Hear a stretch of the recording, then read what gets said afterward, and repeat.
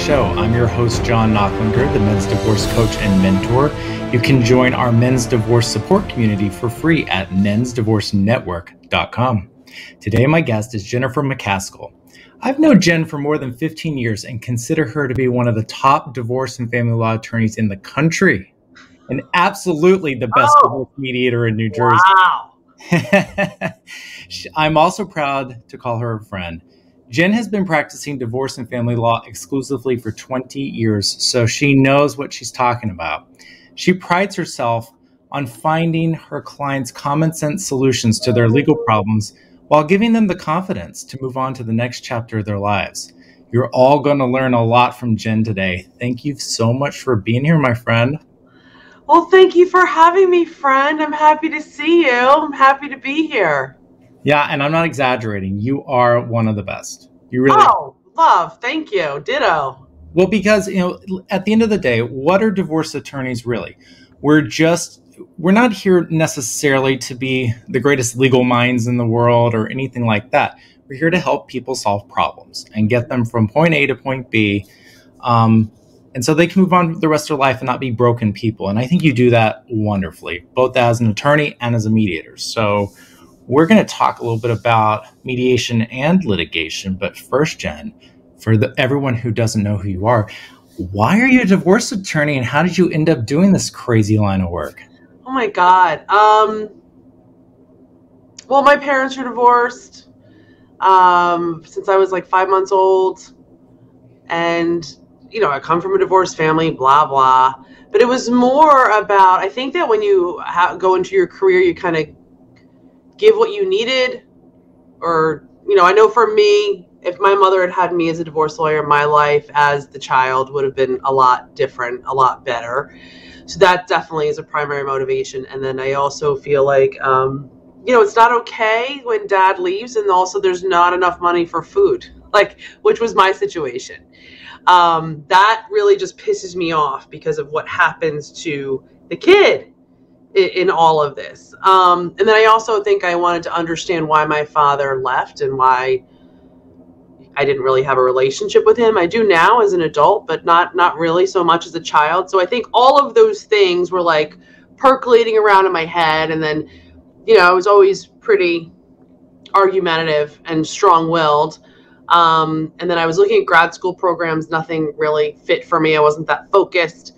I was dating a guy who was in law school at the time. I was working at a place where everybody had their law degree. And then the universe just kind of pushed me to law school. And then once I went to law school, I was like, I have to be a divorce lawyer. Nothing else is interesting. So that was it. And I've been a divorce lawyer for 20 years and I still love it incredibly. So you're one of the few divorce attorneys who I think chose divorce. Most divorce attorneys will tell you divorce chose them by some miracle, I guess. Well, you've been doing this for a while and you've actually been practicing in different places. I know you started in Virginia and Washington, D.C., and then you came to New Jersey. So I guess that's a good place to start. What's the difference between practicing divorce and family law in Northern Virginia and Washington, D.C. versus New Jersey? Oh my God, like night and day. The issues are the same, right? The issues are the same. The emotional issues are the same. The facts and circumstances are the same. It's just the law is different. Like Virginia is not a big alimony state, at least not when I was practicing down there. In D.C., the dockets are so heavy. You file a temporary motion for temporary support during the divorce. You're getting a plenary hearing in 3 or 4 months. So it was just procedurally, it was a lot different because the dockets were so much heavier. Now, New Jersey, they love them some alimony. And New Jersey law, loves them some alimony. So that was like probably the biggest difference for me, switching jurisdictions. I was like, alimony? Why, what's with all this alimony? But otherwise, it's like, same shit. Well, as you know, a lot of our listeners are men, although we have a lot of women who listen to this podcast too, because they would like to know what men are thinking. So I'd like to know your opinion about alimony, because, that is probably one of the, if not the most, one of the most difficult issues to resolve in most divorces. So you indicated New Jersey loves them some alimony. I know throughout the whole South, it's, Virginia going all the way down the South. it's very difficult to get alimony. There's some places you got to be married, 10 years to really even qualify for it. Do you think New Jersey has it right that it's really easy to get alimony here, or do you I think New Jersey is definitely on the end of the spectrum, like heavy on alimony. Not every case calls for alimony, and it really depends on which judge you're in front of. I was in front of a judge locally a couple weeks ago, and I think my lady made 50 grand more than the husband, and the adversary was arguing that she's going to owe him alimony. The judge goes, really? Is she really going to owe him alimony? Now, I don't know if it's because of female judge. I don't know if it's because of that particular judge. But I do think New Jersey is pretty heavy on the alimony. But I will tell you, at least men, in my experience, at least come to Jesus on a fundamental level of like, I'm probably going to have to pay alimony. My experience has been nobody hates paying alimony more than women. Mm-hmm. They think that it should be a gender-based award. What do you mean I have to pay alimony? But I'm a woman. I'm like, yeah, the law doesn't say that. The law doesn't give a shit what gender you are. It has to do with how much for how long you've been married, and what's the disparity in your incomes. But the obvious cases where, somebody has been a stay-at-home parent for an extended amount of time and pulled themselves out of the workforce to raise the children, alimony all day. Yes, I agree. It's funny. I was part of a roundtable the other night, and this is the issue that came up, was how, men feel they get stuck with alimony and they don't understand why, but she's working, or, but she can go earn money. But whenever it's the other way around and a woman owes alimony, their immediate reaction is, well, he needs to get off his ass and go work. He's a bum. He needs to go off and work. Whereas if you said that the other direction, if a man said that to a woman, she needs to get off her ass, she's a bum, she needs to go work, it doesn't come out the same way. And I think it's really interesting the way we talk about alimony now, and how women are starting to make more than men. Men are staying at home to take care of kids more so than they ever have before. So, put your mediator hat on for a second, Jen, because I'm sure this has come up in a mediation or two.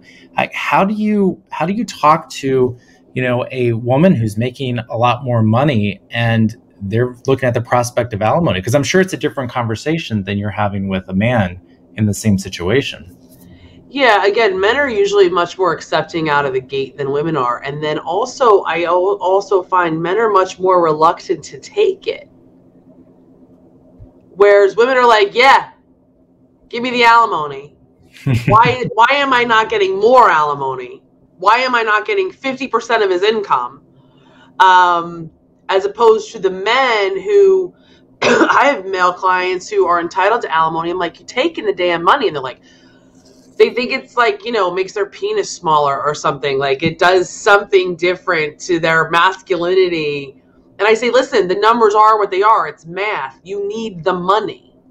But I see men all the time roll over, not take the alimony, or they take a greatly reduced amount of alimony. And when I have that, I actually just had this in a mediation fairly recently where she owed him a good $30,000 a year of alimony. I was mediating the case. They didn't have attorneys. And I said to him, listen, if you went and talked to an attorney, they would say you're going to get 30 grand a year in alimony. And she's like having a complete meltdown. I'm like, just simmer for a minute. But I said to him, like, if you had an attorney, this is probably what they would say to you. And then I say to her, if you had an attorney, they would say he's underemployed, he should be making more. Because really, as a mediator, I'm just trying to inform them of what the different positions are that attorneys would take on their behalf. And like you, I've been on both sides of every fight, just so they can make an informed decision. And then I think he took a lump sum buyout of less than 30 grand. But he did it fully informed. But I do find that there's a lot of shame around accepting alimony with men that there isn't with women. Oh, I think that's absolutely right. And I love how you do mediation. And of course, those of you that don't know Jen, we all appreciate her mediation approach, which is directness, which quite frankly, I think a lot of people in divorce need directness, because particularly if they've had an attorney that maybe has been sugarcoating things or hasn't been telling them the way it is, and things have dragged on, or you're just starting. Because I'm sure you mediate a lot of cases, Jen. I know I do, where people just come, they're like, we just don't know what we need to agree to. We don't know what we're supposed to do. We want to be fair with each other. Just tell us what to do. So either way, your approach to mediation, I think, is excellent. And I hate the mediators that I call them the kumbaya mediators, where it's like we're all going to, hold hands around a circle and hopefully we'll hum until we get to a point where everyone is happy and they want to agree to something. So I do think everyone listening, when you're looking at mediation, do consider a mediator like Jen, who's very direct, is a good thing. I mean, what you, as an attorney, you go to other mediators, Jen. What is your approach to the different types of mediations out there and the type of mediators there are out there? So I always choose my mediator depending upon the personality of the other side and the other side's attorney. So if I'm against another attorney who's like just a complete douchebag for the sake of being a douchebag, I say, fine, who do you want to go to? Because I let them pick the mediator because they're going to pick somebody that they're going to listen to. So that's one strategy I use. If I have, if I'm representing the woman and then the husband's attorney also has a female attorney, I'm probably going to choose a male mediator because I'm like, it's too much vagina. Like, we need some testosterone in the mix here. So the husband doesn't feel ganged up on by all of these women, So I think about gender, I think about personality of the other party, of the other attorney. There's plenty of male attorneys that aren't going to listen to a female mediator. And then I kind of go from there. I don't really care who I go to for mediation as long as they're going to be effective. And I never worry about, oh, well, if I let the other side choose the mediator, then maybe they're going to have an in with the mediator. And that's what clients always think. And it's actually not true, because I know what I'm doing. And if somebody's trying to get something over on me, well, then the mediation ends. Yeah. Well, let's talk about people that don't have attorneys. Let's say they're coming in, they decide they're going to get divorced and they want to come in and mediate their divorce. And you indicate you do some of that. So how would you tell people to look for a mediator? Because, like it is right now, it's just like attorneys. People start Googling, divorce mediation, and, someone will pop up for any number of reasons up on the top, and they might call. But, just like when you're going to find a therapist or someone else, you need the right person for you and your family. How would you tell someone to look for a mediator if you don't have an attorney? I would say, they should go online, ask for referrals. If they have videos, then you can get a good sense of somebody's personality from watching their videos, and then go have a consultation, right? I mean, what the parties don't realize, although I always tell them, I said, listen, you're here to see if I fit with you, and I'm actually seeing if you're going to fit with me. Because there has to be a vibe. Because, when you go to a mediator or an attorney, you have to be able to trust them. I mean, you're handing them your pile of shit and saying, please make this better for me. Tell me what to do. And you have to trust them, and you should trust your instincts. People always give lawyers way too much credence, right? Oh, well, they're a lawyer. They must know what they're doing. Well, I don't, the advice didn't feel right to me, but I thought, well, I'm not a lawyer. Okay, my advice is no. Listen to your instincts. And if you think somebody is not doing a good job for you, then you're probably right. And you can always go have a second opinion. And it also depends on how you hear, right? I mean, not everybody can deal with my personality and my directness. There are those out there, John, that I really get under their skin. Okay, they need to go to somebody else. My office is not a kumbaya office. And I always tell them, just because we're mediating doesn't mean that somebody's not going to cry, curse, throw a fit. Because I have people screaming in my office all the time. I have people crying in my office all the time. But the fact that they came to mediation to begin with, the majority of the time, tells me that they understand that they're getting divorced and they don't want to have a big fight. for money reasons, kid reasons, all of the reasons. And we can get there. Listen, there are times where I'm like, you guys are not a good candidate for mediation and you need to go hire attorneys. But most of the time I'm able to get them there. It depends upon how many assets they are, how complicated the assets are, how complicated the issues are, but usually I can get them done within 3 sessions.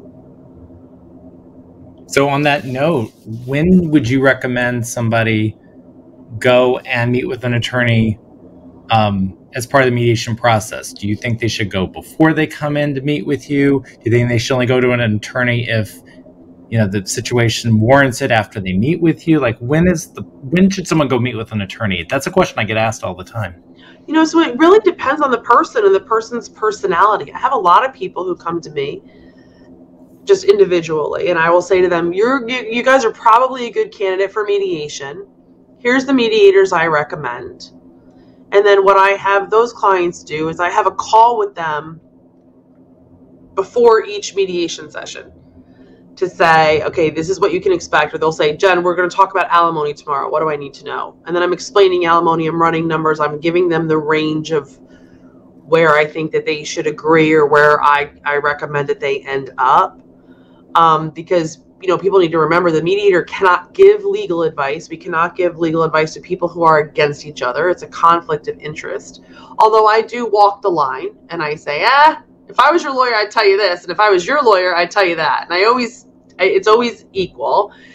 But it really depends upon the person. And then I've got people that come to me after mediation just to review the agreement. I think the most important thing is don't sign an agreement without having an attorney look at it. If you didn't talk to an attorney throughout the process, okay, but do not sign something without going to consult with a divorce lawyer on the terms and if the terms are correct.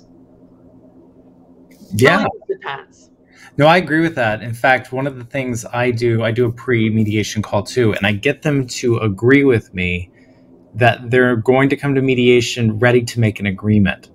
And once we make an agreement, they're not going to, say, well, I'm going to go talk to my attorney before I say yes. Go talk. If you need to talk to an attorney, go before mediation so that you have an idea. Because I feel like, what's the point of doing mediation? If we're going to do mediation, you're going to go to an attorney and then change your mind. It really doesn't help. So if you feel like it's that important that you need that legal advice, you need the ranges, you need to know what I'm entitled to, all that kind of nonsense, then go talk to an attorney beforehand. Go have the consultation, get all your notes, all that stuff. But when you come to mediation and we reach the end, be ready to at least tentatively, the air handshake, so to speak. Be ready to make a deal. Be ready to make an agreement. And if you're not ready, of course, then say, I'm not ready. I need to come back a different day. That's fine. But if you're saying, I'm agreeing to $100 a week, don't say in the back of your head, well, only if my attorney says that's okay. Right. Because the whole point of mediation is to save money. It's to save money. It's to save time. It's to figure out how to reach an agreement without going through this court system, which, we could sit and talk about the court system till we're blue in the face. As you know, Jen, I don't go to court anymore because, I'll tell you what, my blood pressure is much better now that I don't. Because judges are notoriously all over the place. You get a new judge in and it's like, God knows what they're going to do. And, so anyway, talking to people beforehand, having them understand that they need to go talk to an attorney, or maybe they can come meet with you first. Those are all really good things. But I would say most people, they just come into divorce, Jen, and they're like, I have no idea what I'm supposed to do. I have no idea what I'm supposed to do, what my first thing to do is. If you just talk to some random person on the street and they said, I'm divorcing my husband, what's the first thing I should do? What would you tell them? Get a handle on the financials. I had a woman in here today. She makes a pile of money. He handles all the bills. She has no idea what they have. I'm like, what do you have in retirement? I have no idea. Do you have stocks? I have no idea. Do you have IRAs? I have no idea. Do you have securities accounts? I have no idea. And it's not unusual, right, for one spouse to really be the person who handles the bills and the money. If you asked my husband what we'd have, he'd say, I have no idea. If you asked him how much, it costs to run the house, he would have no idea.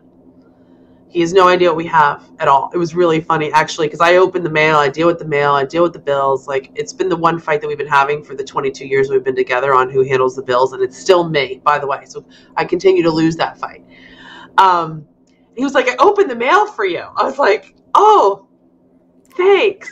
And he's like, he goes, did you know that I still have this retirement account? I'm like, yeah, yes, I know. And he was all like happy with himself. I was like, dude, you have no idea like what we have, and it's fine. But usually one person doesn't have any idea. So if you're the spouse that has no idea, you need to get a handle on your finances. And they say, where do I start? Well, start with your tax returns. Look at your tax returns, because if you have stocks or investments that throw off dividends, if your spouse has an LLC or a business, there's going to be some reflection of that. Like, the tax returns are always a good place to start, as well as, the mail.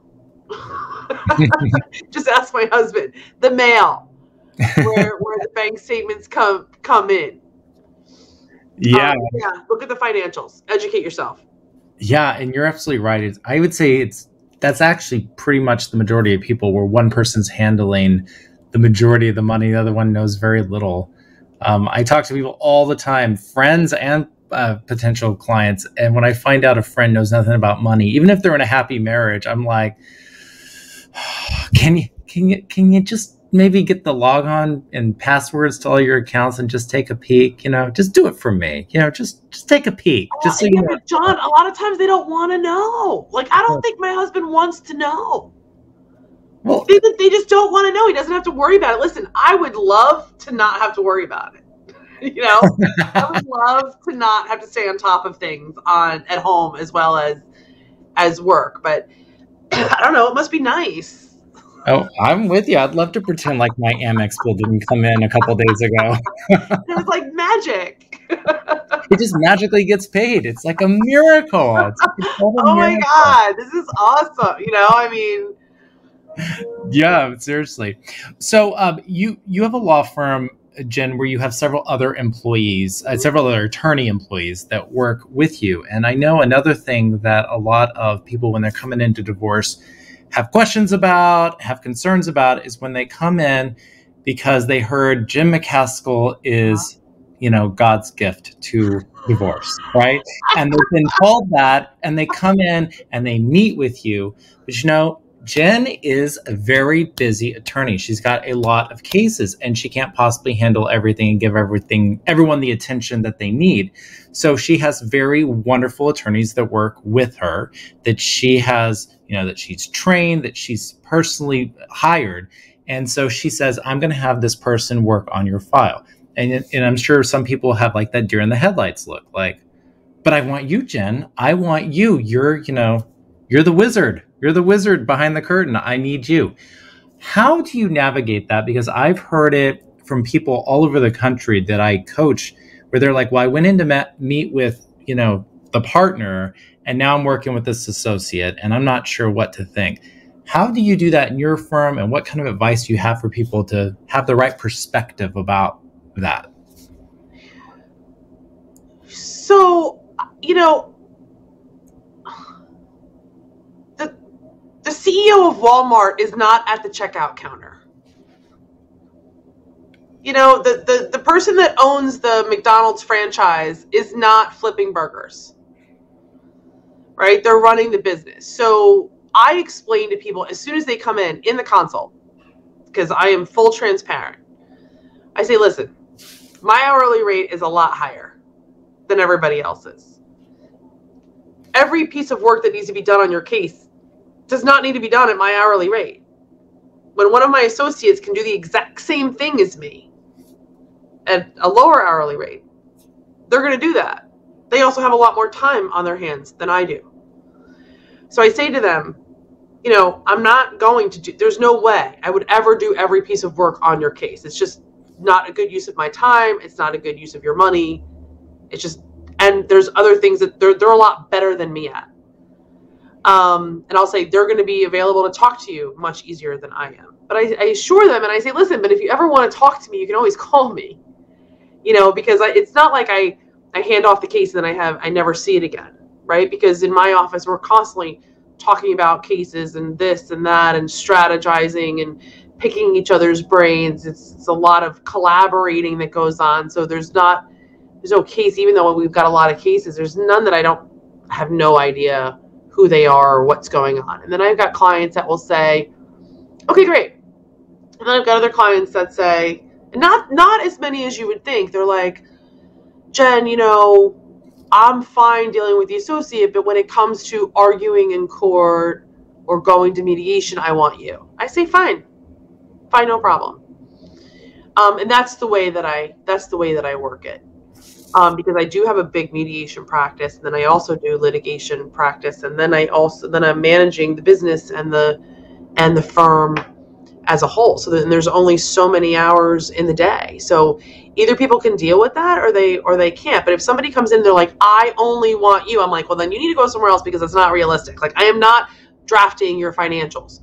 I'm going to review them, but I'm not collecting all the papers. I'm not issuing the subpoenas. Somebody else is going to do that. I'm not analyzing the financials. Somebody else is going to do that. And then when I put it in and then I start to put it in dollar amounts. I'm like, listen, if you wanted me to do every single piece of work on your case, it's going to cost you an extra $25,000. So do you want to save $25,000 and have me review and then go out in front when you need me to, or not? And then usually they're like, oh, okay, yeah, because they don't know. It's my job to educate them. But if I'm billing at $500 an hour, they're going to pay me $500 to draft a subpoena when my paralegal who bills $200 an hour can draft the exact same subpoena? No. So people need to think about it in very pragmatic terms. And that's the way law firms work. There's the partners and then there's the associates. But again, like you said before, all of my associates have been trained by me. They've all been trained by me. Now, that doesn't mean that they're a carbon copy of me, not by any stretch. I don't think anyone could be a carbon copy. Generally, they're nicer than me.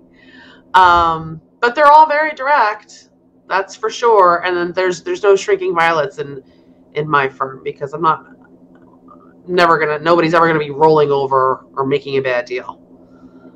Yeah, I think not on my watch. Yeah, I think that is, I mean, that's how it is at firms everywhere, which is why I'm glad we talked about how it works at your firm, is that people need to realize you're hiring a law firm, not an attorney. And people get really confused by that whole situation because I think we're all programmed because we watch movies and we watch TV shows and, you go and you meet with this, you see in TV shows, they go meet with this one attorney and that attorney's with them the whole time. And what the reality is, because of the nature of what attorneys do, there's usually somebody else that's working on a case with another attorney. And so you need to be realistic. I mean, whether it's a financial reason, like you were just pointing out, you bill $500 an hour, your associates bill less, or whether it's just a time issue. Attorneys can't be three places at once, as much as a lot of our clients think that we should be three places at once. We can't be. If we're in court, we can't deal with an emergency that's happening on another case all the time. So you need to be a little bit more realistic. And I hear this all the time. I'll get a referral to somebody, because like you, Jen, I know attorneys all over the country. So when I get somebody, in Atlanta that needs a divorce attorney, I've got 3 referrals for them. And when they go into the office, they're like, well, that person wasn't available. I'm like, well, meet with another attorney in that office. It doesn't have to be that attorney that I referred to, because clearly if they're associated with the office, you have some certain expectation that the quality of work in that office is going to be a certain way. So I think that was a really good advice for a lot of people, because it's something that confuses people all the time. And it's really understandable though, because especially in the land of divorce, right? They're coming in, they're in a complete emotional turmoil. They don't know their ass from a hole in the ground. They can't even see straight, and they're looking to connect with somebody. They want to feel cared about. And you got to care about your clients. I don't know how you're a divorce lawyer and not actually care about your clients, but it makes sense to me that they get, and we know divorce clients can get very, very emotionally attached. It's an emotionally intimate relationship that I have with my clients, and I miss them when they're gone. I'm happy for them, when it's like, okay, you're good, go fly, be free. But I do miss them, which is why I have a client party every year. So I get to see them and reconnect with them and hear how great their lives are. I love that. I love that. Well, and I think that as long as there's a good allocation of work in an office, it's great. But you've heard the stories. I know I have, where some young attorney who really doesn't go to court very often, really doesn't necessarily know everything they're doing yet, is thrown into a case knowing nothing, and then you get these poor clients that are like, well, that person knew nothing about me. They knew nothing about my life. They only knew like the 10 bullet points that they were told to argue. They didn't know anything else. So I can understand why clients can get really frustrated too. I mean, can you imagine if you went to therapy and every time you went into your therapist's office, you might see a different therapist who doesn't know anything about you? Correct. Get it. I can get it. Yeah, in my office, the client gets assigned to one of the associates. And then I'm always in the background, and I'll step out if needed. But no, they get assigned to one person. They're not getting passed around where like the work is pooled and one person's arguing, another person's drafting, another person is, it's like one client, one lawyer No. for the most part. Well, that's good. So one other issue I want to talk to you about, Jim, before we have to go is custody, because we talked about the money part of this. But I want to talk a little bit about custody, because that seems to be an evolving area, a man-woman sort of divide, sort of something that's changing a lot. There's been movements everywhere, including in New Jersey, but in other parts of the country, to have presumptions of 50-50 time. And I hate that phrase 50-50 time because it makes children sound like there's some math problem. But, you've got all these presumptions. You've got, women, a lot of mothers of young kids just have this, they just believe that they should have, primary custody of children. And then you've got some men who actually cannot exercise, a equal time sharing schedule, that want it just because they want it, or they want it for any other reason. So whenever you're coming into a case, particularly as a mediator, how do you, because you've heard it before, you'll just have someone say, I want 50-50 time. It's something like they've been programmed to say that, I want 50-50 time. How do you actually get to the point where you kind of peel the onion down to the core and find out what it is they really want and why they want it? Well, if somebody comes in and they say, I want to see the kids equally, I say, okay, great. What does that look like for you? And then I start to ask them about their job and how far do they commute and what their hours are. Do they work nights and weekends? Do they travel a lot for work? And then I usually when I ask those questions, the answers, it becomes clear on whether or not 50-50 is even doable. Because somebody who's traveling for work every week ain't having 50-50, And I say, okay, well, are you going to get a different job? Are you going, and they're like, well, no, but okay, well, no. Well, do you have an ability to manipulate your work schedule? Do you have an ability to control when you travel? Because, we can, as we can build a schedule around somebody traveling, but, you come in and you get somebody who like works for a big consulting firm and they're traveling every week to like another state or another country, Monday through Thursday. Oh, okay. You ain't getting 50-50. So I usually approach it, like ask the question so they really try to come to it on their own. And if they don't come to it on their own, then I shove it down their throat and I say, what, like, are you serious right now? Like, what are you doing? Like, how you tell me how this is going to work. And then you get the moms who are like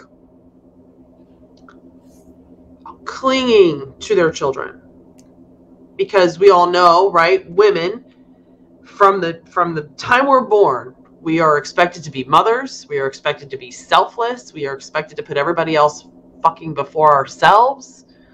I get a little heated when I start thinking about this. I get fired up.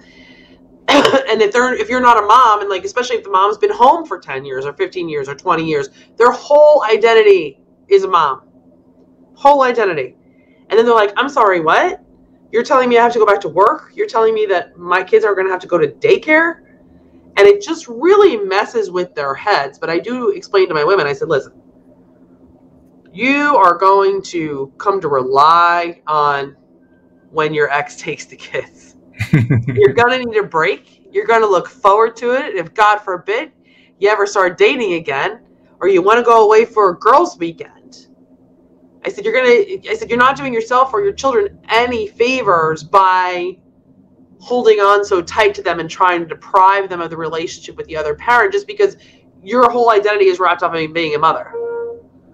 You know, I have a lot of those conversations with my women clients.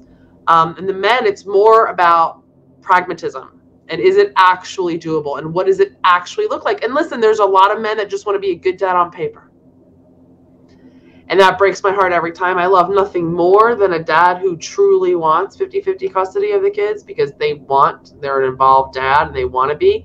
There are lots of dads that just want to be a good dad on paper. And it breaks my heart every time. It's so true. And it's interesting because I am divorced and I have a 50-50 arrangement. And what's interesting for me is whenever I was married, we had an equal sharing of parental responsibilities. It really was a shared responsibility. So becoming 50-50 and being fully responsible 50% of the time wasn't as big of a challenge because I was already doing so much in the house. But a lot of, and I'll say guys for the most part, but it could be women too, if they weren't really the primary caretaker in the residence, they just don't understand what it's going to be like being a single parent. They don't get it. And the only people that are going to suffer are the children. The children are going to suffer because it's a lot of work. It's like working 5 jobs in your house. And if you have multiple kids like you do, Jen, it's like each one's its own job. I mean, it's not like right? Each one's like a full-time job. And you know, if it's particularly, you know, you have younger kids, there's a little bit more, you know, the kids that are less self-reliant, you've got to do a little bit more for them. It becomes really difficult. So I have that conversation with guys too a lot. I'm like, do you understand what this is going to mean? Do you understand you're going to have to get your ass out of bed early? You have to get them up. You have to get them dressed. You have to get their lunch ready. You're going to have to get them all this stuff. And their eyes start to bug out because they were so used to just popping out of bed, getting in the shower and going to work. And someone else might have been taking care of the kids. Well, you know where that I see that come up a lot is when the kid has to stay home from school sick. Yes. Well, what do you mean? And so a lot of times I'll write that into my settlement agreement. If the kid is home, has to stay home, then this is who has them. Just to really spell it out, because you're right. One parent has usually taken that for granted. Yeah. On who's going to be home. Well, what do you mean I have to stay home? I have to go to work. Okay, well, dude, now it's 50-50. You've got your child 50% of the time. You're 50% responsible for them on your days. You are solely responsible for them on your days. Period. End of story. So if you've got Monday, Tuesday every week and your kid is homesick on Tuesday, well, guess what? You're home too, or dealing with getting the care for the child or the doctor or whatever it is that you got to do. Oh my God, that's so important. It's so important that people understand that, you know, there's a lot more to raising a kid than just, you know, them being with you. I mean, you can't. And it's important too for the children to see both parents being able to take care of them when they're sick. Take them to the doctor, take them to the dentist, take them for the play dates and the birthday parties and schlep them around and do the homework and all that. It's best for the children to have both parents able to do that. Oh, yeah. And we could talk about this topic all day, but I mean, then you get to, you know, it's so important that you get to know the parents of the friends of your children so that you can arrange play dates, so that you can, you know, understand when there's a birthday party. Like, you know, there's little things that a lot of mostly men just forget, that they're not going to have somebody else, you know, interfacing with other parents and, you know, getting to know the other parents at school through the PTN or PTA or whatever it's called at the school that your kids are at. You know, talking to the teacher. I mean, a lot of times parents aren't both on communications with teachers. So a lot of times it's one parent that's communicating with the teacher. There's so much that people just forget, and they just make it a math problem. I just want 50-50 time. And they forget like there's about 5 million things that come with that. And I feel so bad for so many kids because, for us, we live in this world where if a dad says they want 50-50 time and they say, I'm going to do everything I can to be there for my kids, it's hard to tell him no. It's hard to say, no, you shouldn't have it. Unless it's like you just had an example about traveling everywhere or working in New York City or something that maybe where it just can't happen. It's hard to tell them no. But if you start asking them the questions that we were just talking about, Jen, you start to realize they're really not ready for it. Or, maybe it's just not really what they want. They're just talking because they've heard from their friends. They've heard from an attorney. They've heard from everyone under the sun. You have to ask for 50-50 time. You have to go in and you have to ask for 50-50 time. That's what you should get. Or you're not a good father. And but on the other hand, there are those parents, and usually it's the dads, that step up and are a much better parent after the divorce than they ever were during the marriage. Mm-hmm. They're much more involved. They're much closer with their children because a lot of times they've been living unhappily married for years, and maybe they're working too late, or maybe they're going out all the time because they don't want to come home to the unhappy house, which then negatively affects the relationship with their children. And then after the divorce, they have a great relationship with their children. They're more involved than they ever were during the kids' lives up until that point. And I always give the less involved parent while they're married the benefit of the doubt, right? Everybody gets a chance to fail. Yeah. I'll fight for that all day. And I'm sure you've had that conversation with the other parent. Listen, if it's not going to work, then we can make a change, but at least give them a chance. I always say you have to let it play out. And I hate when I hear from a woman client who'll be like, he's not capable. I go, really? Is he really not capable, or you just don't want him to be capable? Because if he's really not capable, then why'd you have kids with him? Or my favorite, Jen, you're talking about an 8-year-old and they're like, he didn't change diapers. What? You hear like just ridiculous, people have it in their heads. Like, it's almost like they keep track of like little things that people didn't do. They keep score. Ago. And yeah, and they forget that your kids are who they are now. Kids change. You've had 3, so how many phases does a child go through between the time they're born and they get to high school? Oh my God! Well, the phase that my 17-year-old is in, I'm wanting to know like when that's gonna end.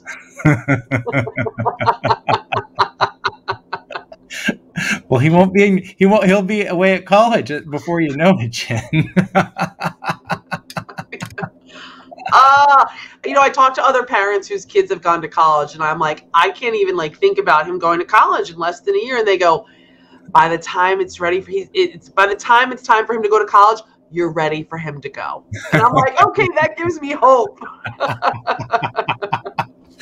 Oh my goodness. Well, I know you're really busy, so I really appreciate you giving us your time and your expertise and so many really important nuggets that I'm sure our listeners are going to really take to heart and hopefully be able to use in their personal lives. Thank you so much for being here. Oh my God. Thank you so much for having me. I think the world of you, and I'm not surprised at all that your divorce coaching business is doing so well because you have so much knowledge. You have such a great way about you. You're very pragmatic, but you're also very compassionate. So congrats on all of your success, friend. And thank you for having me. I really appreciate it. Of course. And if you're in New Jersey and you're looking for an incredible divorce attorney or mediator, Jen, how would people contact you? Oh, well, you can, do the Google and put my name in there, or you can go on my website, which is jjmccaskill.com, or just give us a call, 732-747-1882.